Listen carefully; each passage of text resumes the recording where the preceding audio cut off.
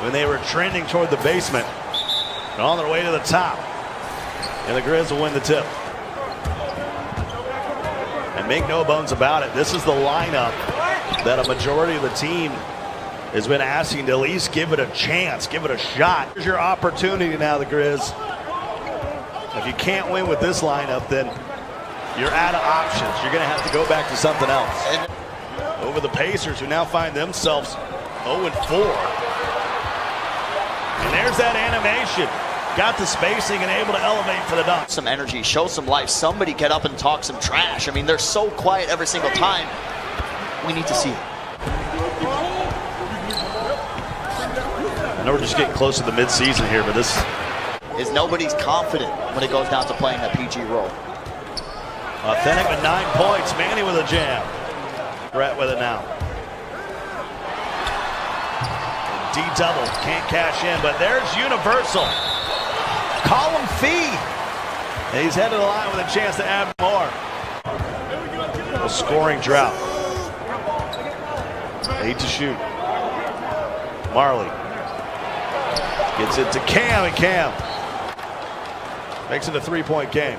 That's what you need more of too. Cam on little passes like that, getting down low. Double A steps back, and he still hasn't missed. If they come in with an archetype that doesn't have a pure sharp in the starting 5, is that besmirched? Is that frowned upon? I mean, every single team is running a pure sharpshooter, so it's one thing to have the dual archetypes and have maybe, I don't want to use the word character, but little less charismatic group of 6 that they drafted. Yeah, I would say so. I think it's fair to kind of bring up. I mean, watch when Authentic plays, usually gets the ball at the top of the arc. He always drives towards that left side. Basically what he's trying to do, he's trying to bait King Cam out to open up the floor for Phenom to take the 3. And we've seen some, chemistry issues with. Welcome back here live to New York City inside the NBA 2K League studio. It's the halftime show powered by Alienware.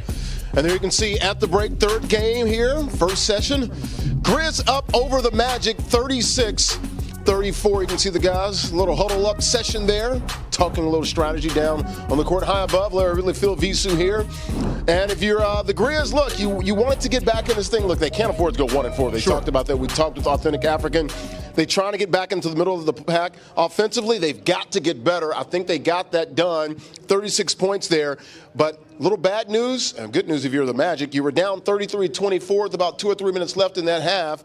They go on a 10-3 run to close it out. Thus far, so far, we have a 2-point game. Grizz up by 2. Yeah, I mean, that was a strong run for them. Obviously not trying to close the half on just a bad note. And I think they did a good job kind of responding. If you're looking at the Grizz, though, you can really see that it's pretty apparent that, the ball handling situation is a bit of an issue. Obviously, they're going to Authentic for a lot of situations, and they should. I mean, the guy's been perfect thus far. 8 of 8, 19 points. I mean, he's having a hell of a game thus far. I always say he has a pretty big heart. Maybe, they're going to need an even bigger game because he's kind of dragging everybody along with him. Meanwhile, over on the Magic gaming side, they're starting to kind of respond, feeling things out. I think a strong end to that quarter is exactly what they need. So going into things, I think for the Grizz, they're kind of lucky that it actually went into halftime. Maybe cool them off a little bit because I think Magic's starting to find their strides. Grizz feeling a lot better. The first time they've won a quarter since like about 2 or 3 games ago. They lost the last 8 quarters. They won the first one. That's good news if you're a fan in Memphis, Dirk.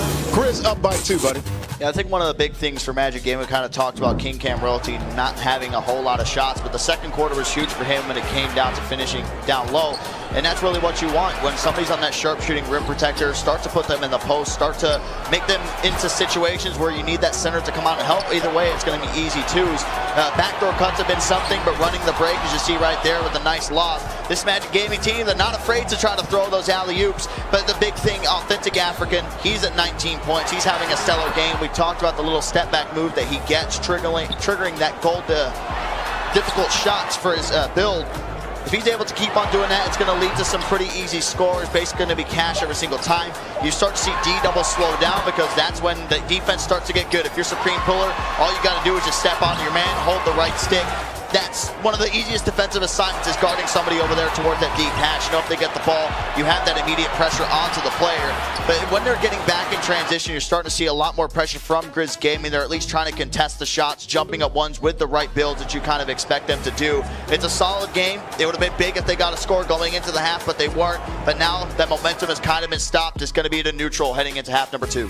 All right, Derek, I spoke with the Authentic African before the game. He said, look, Larry, we have to slow down the paint. We want to force them into some turnovers, and we want to force the Magic to shoot.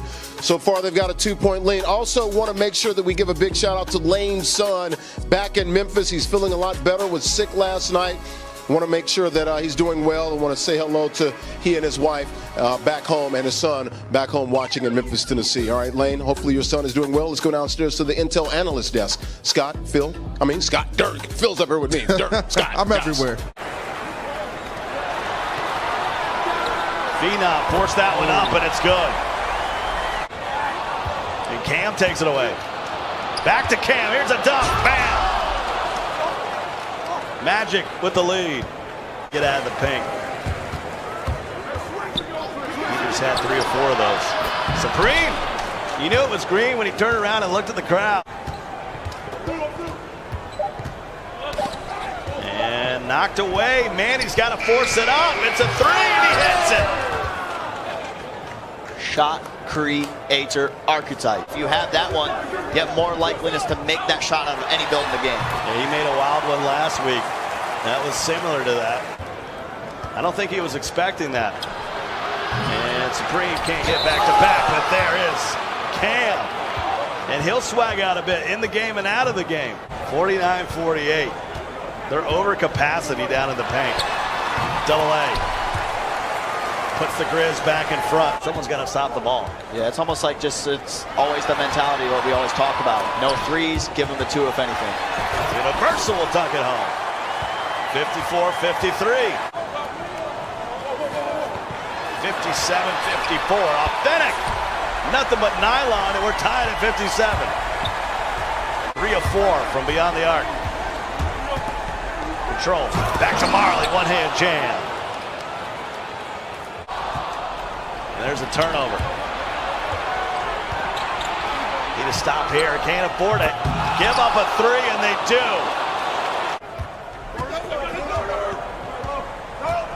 Authentic. Steps back, takes a 3, and hits it. Boy, do they need that, Dirk.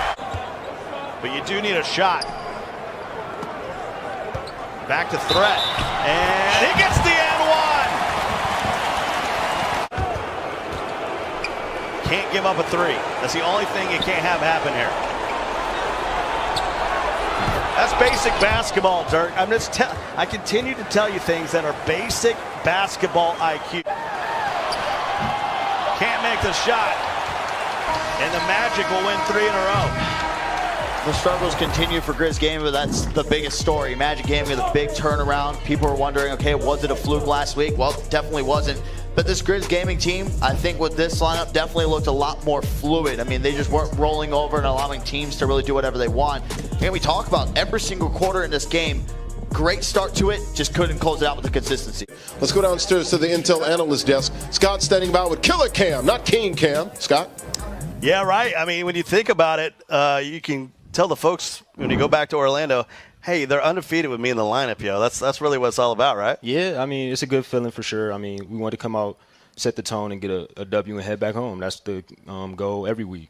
So. Well, you won 3 in a row. The 2 losses actually came to Blazer 5 and Wiz, 2 of the top teams in the league. So maybe with these last 3 games, people are saying, well, maybe this Magic team's for real. Yeah, I mean, we have the confidence. I mean, we don't need anybody to tell us that we're a good team. We feel like we're a great team.